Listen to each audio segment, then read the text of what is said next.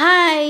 இந்த வாரம் ஜில் ஜில் குல் குல் சீரீஸில் நம்ம அடுத்து பார்க்க போகிறது ரோஸ் மில்க் அண்ட் பாதாம் மில்க். வாங்க எப்படி செய்யலான்னு பார்க்கலாம். முதல்ல ரோஸ் மில்க்காக ஒரு மிக்ஸி ஜாரில் 2 கப்பு மில்க்கு. இந்த மில்க்கு நான் காய்ச்சி ஃப்ரிட்ஜில் வச்சு சில்லுன்னு எடுத்திருக்கேன்.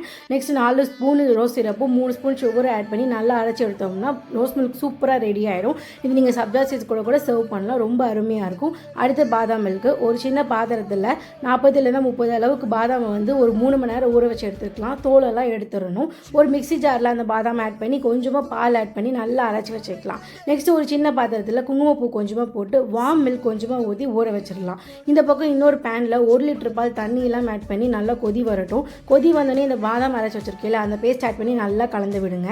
அப்புறம் இந்த குங்குமப்பூ ஊற வச்சிருக்க இல்லையா அதையும் சேர்த்து சுகர் வந்து ஒரு 3 ஸ்பூன் ஆட் பண்ணியிருக்கேன். உங்கள் சுகர் நீங்கள் தேவையான ஆட் பண்ணிக்கோங்க. கொஞ்சமாக ஏலக்காய் தூள் தூவி நல்லா கொதிக்க விட்டு எடுத்தோன்னா சூப்பரான பாதாம் மில்க் ரெடி ஆகிடும். ட்ரை பண்ணிட்டு கண்டிப்பாக கமெண்ட்டில் சொல்லுங்கள்.